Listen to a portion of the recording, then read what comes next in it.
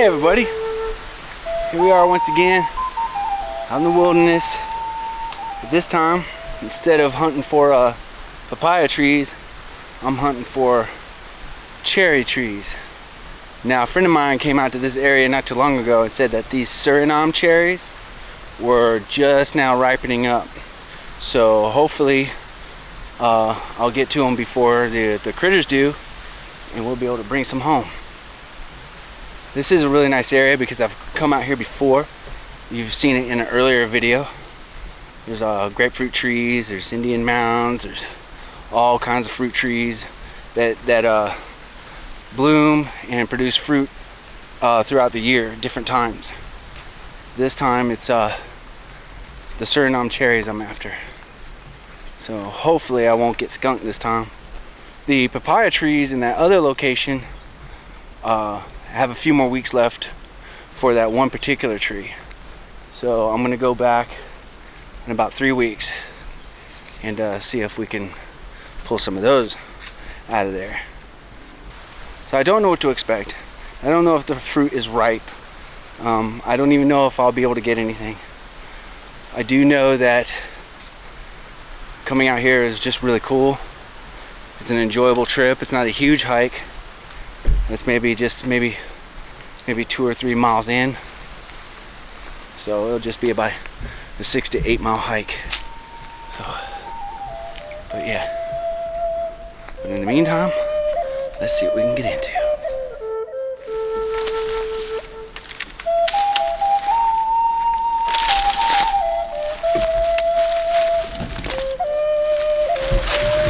So, I'm not finding any fruit.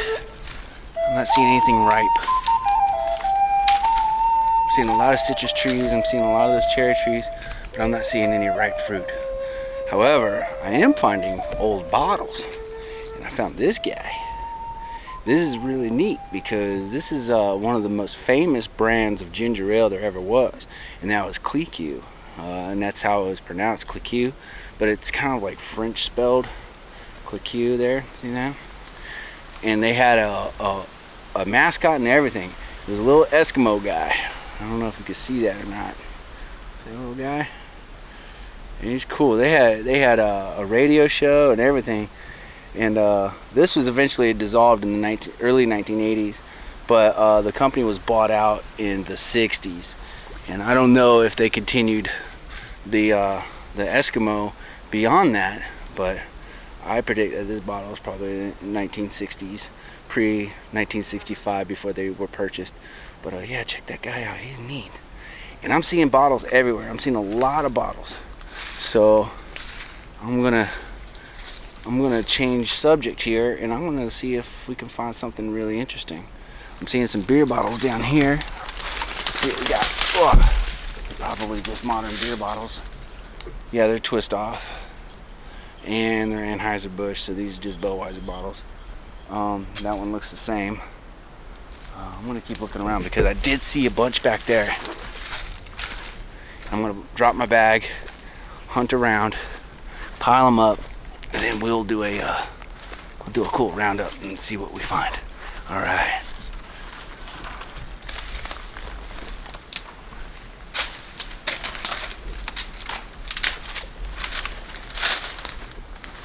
Hey, that's cool. That looks like an old ketchup bottle. Look at that, that's cool. Alright, well I dropped the other one right over there. So I'm gonna go ahead and drop my bag off with it and see if we can find some more. I found a few others already. Some very interesting finds.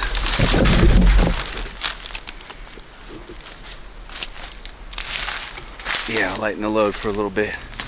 See what I can get into.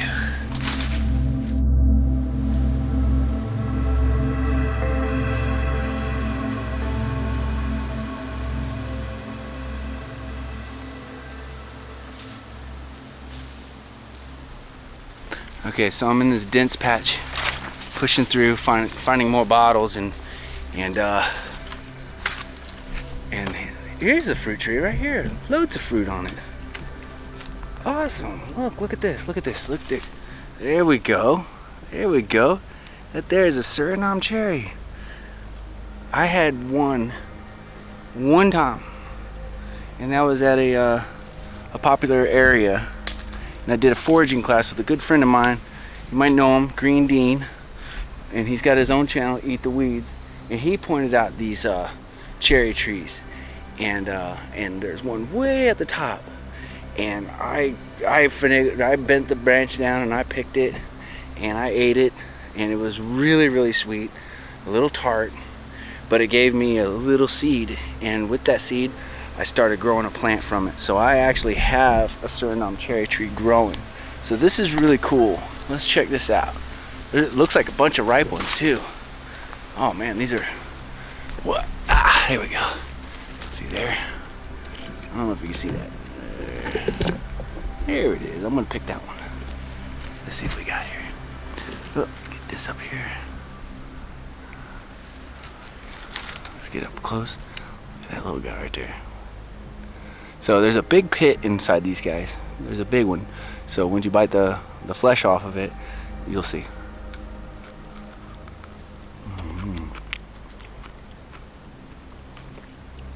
That's nice.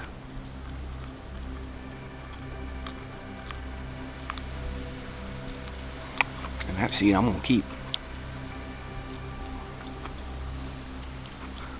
I'm gonna put that in my pocket.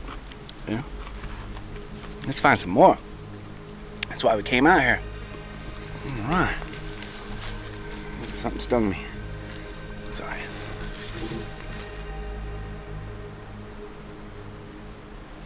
Well, this tree doesn't have as many ripe ones as I'd hoped. Maybe there's some more deeper in. I'm gonna check it out. Here's one right here.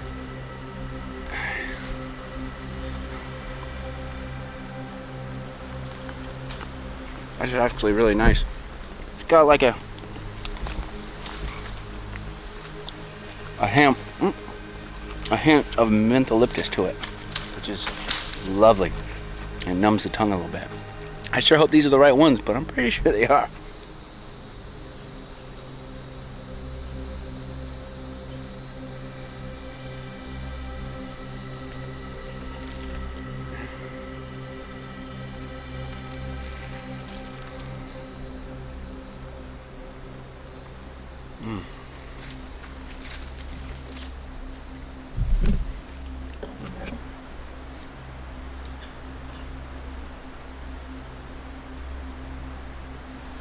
There's some big old oranges up there too. They're probably those really disgusting sour ones, but it's worth a try. So I'm gonna try to get some down and see how those are. I'm gonna find a nice heavy stick and see if I can knock some of these oranges down out of the tree. Okay.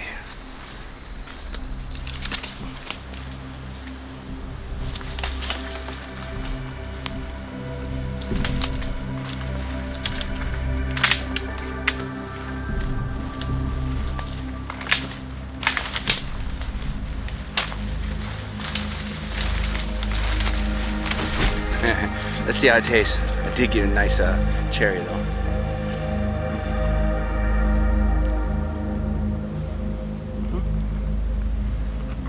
I had 3 seeds in it. Let's see how this orange tastes. It's pretty old, soft. It smells amazing.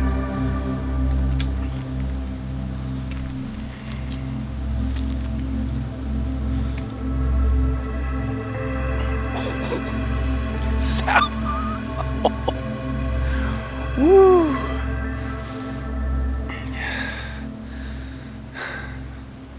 Oops.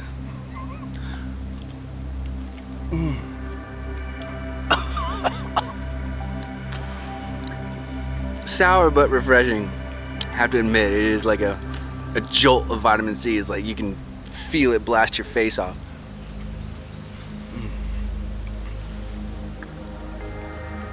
Some seeds for future generations. Go on, guys. Let's get some more cherries. Come on.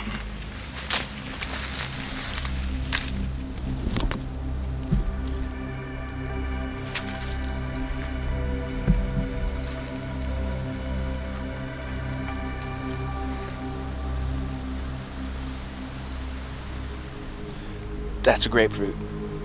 I'm gonna try to get that one. That's favorites, and it's going to be so good. I hope. It's a little late in the season, but you know, you never know. I'm gonna knock it down and see how it tastes.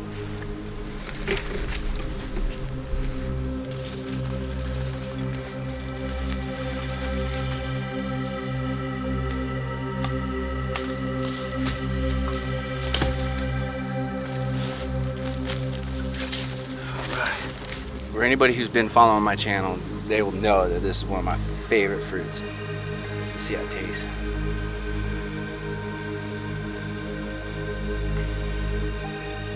Jam your thumb down in there really good. There we go. Oh, feeling alright.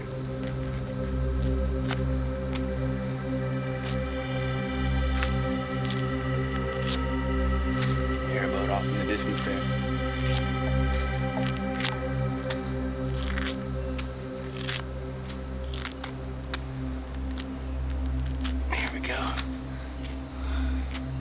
Hands are really dirty.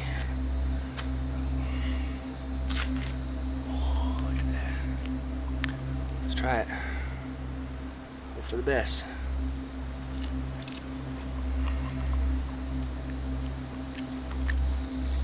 Huh? It's good. Tastes really good.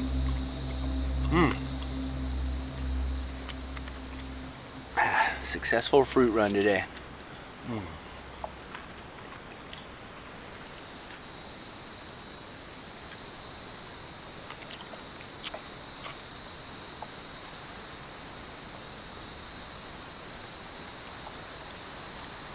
I had a mouthful. A couple of cardinals flew by my head. It's really nice. Well, I'm going to enjoy the rest of this grapefruit, and I'll get to foraging some of these cherries to bring back home. But we also got to talk about those bottles. All right, these are some of the bottles that I did find here. Now, of course, we got our modern Budweiser bottles. Saw a couple Michelob bottles back there and some Bud Light. Budweiser Select. Those are brand new bottles practically, so I'm not really interested in that. However, what I have found is, you may remember from an earlier video, I did a lot of research about the names of these companies, and here's one that has that Owens, Illinois logo. I don't know if you can see that or not. There it is. See that? And they did away with that logo a long time ago. And like in the 50s. So this is a really old bottle, and you can see at the bottom there,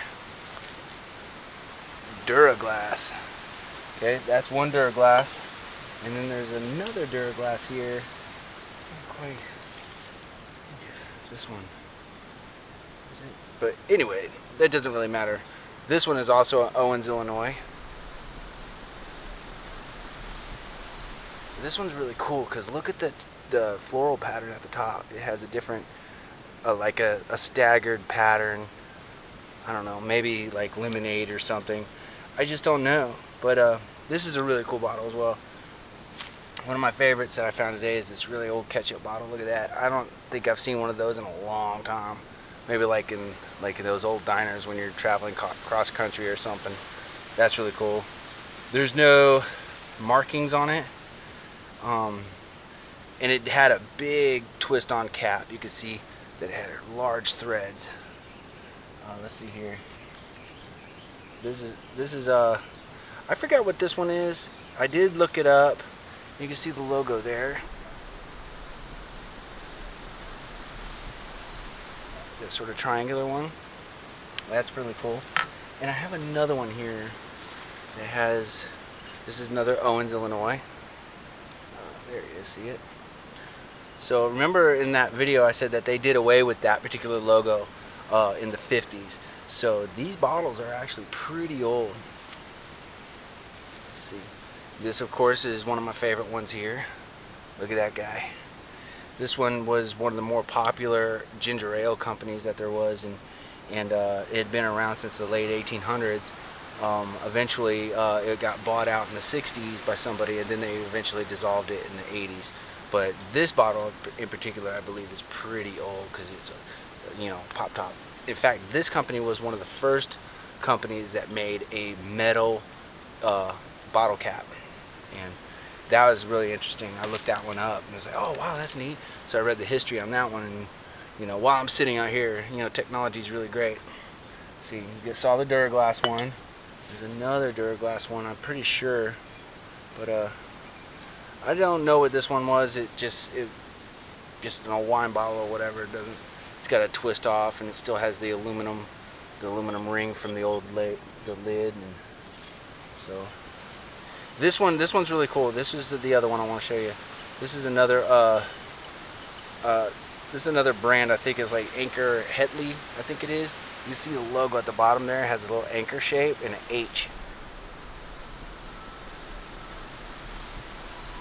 And I think I said that correctly. It's been a few weeks since I did all that research, so I could be wrong. But that's a really neat bottle as well.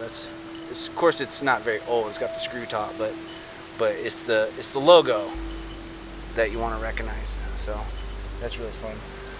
All right.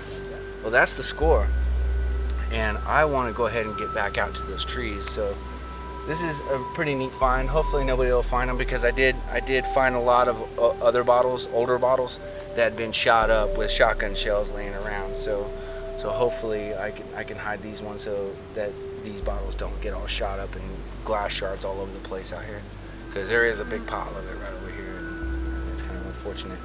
But anyway, all right. So cool. Yeah, a lot of modern bottles too. But honestly, this one right here is my favorite. I'm probably gonna take that one with me. All right, guys.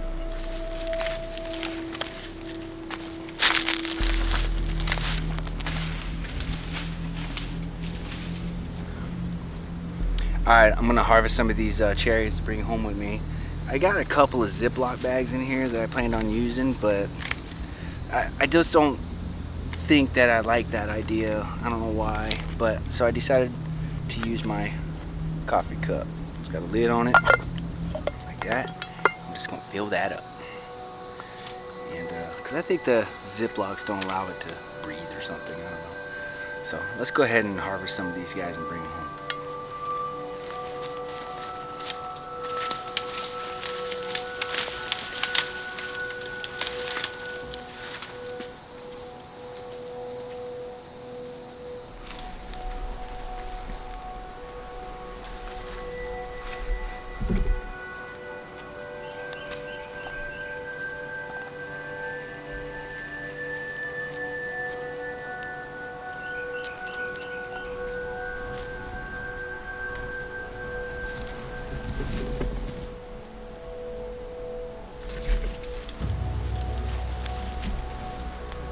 Look at that.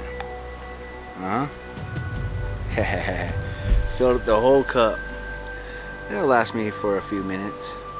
But yeah, this place, I went all the way around and I found all the different ones that I could find that had fruit on them. And as you can see, this one has fruit on it, but a lot of them are unripe. Oh, here's a nice one. Hold on. A lot of them are unripe. They're coming along though. They're coming along very quickly. And there's tons of green ones too, so that means these guys are going to be fruiting for several weeks. And it's really awesome because they have up to 3 seeds per cherry. So when they hit the ground, the cherry just sits there and then it rots away, and then the seeds take hold, and that's why there's so many of these out here. And the birds love them, and so they get scattered all about. So I'm going to take these ones with me. Fortunately, it's going to squish them a little bit. They'll be alright. That's a nice little container. Heavy too. There's a lot of food in this little cup right now, so I'm really stoked. But the sun's starting to dip, and I'm gonna go and explore a little bit more and see what else we can get into. But this orchard was fantastic. This is what I call a successful fruit run.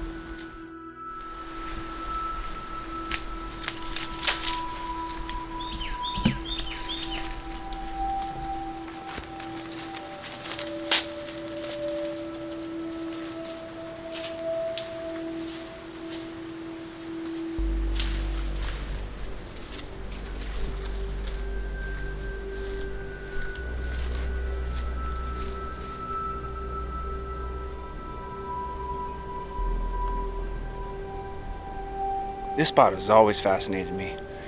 A lot of these oaks are dead. they're all snags. So I don't know what would have caused this mass die-off like this, but some of them are still alive. But the majority of them in this spot are dead.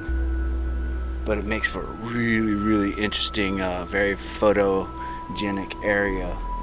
But I just tried to walk through here and it is impenetrable. There's no way to walk through this.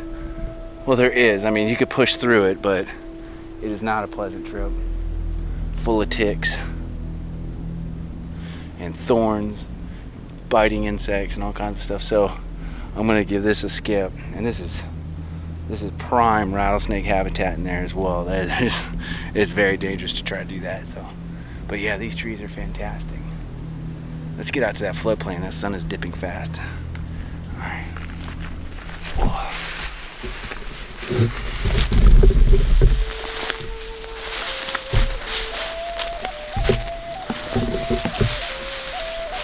Another thing that makes this real sketchy endeavor is that all these branches up here, they could fall at any time.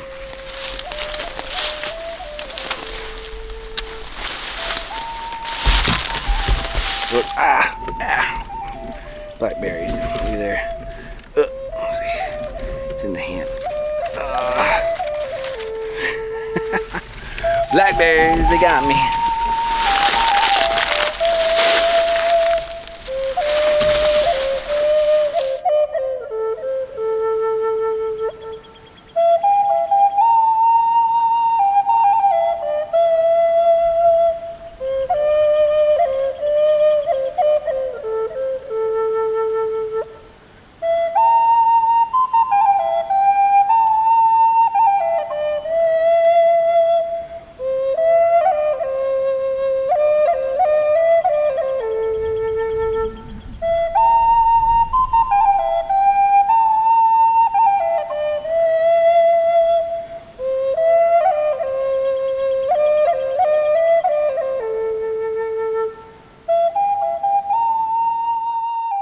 Made it out here just in time. It was just going down, and caught the last couple minutes of it. And while I was sitting there letting the camera roll, saw a bobcat right here on the trail. He was looking at me, and I was looking at him, and he wandered off into the weeds. It's too dark to capture that on film, so, but it was still cool. I could see it with my naked eye, but the camera, there would have been no way. And nice cool breeze. Temperature's only like maybe 75. It makes me happy when I make a plan to do something and it works out. So the papaya trees and the other one just didn't work out. But anyway, I appreciate you guys very much. And like always, take care.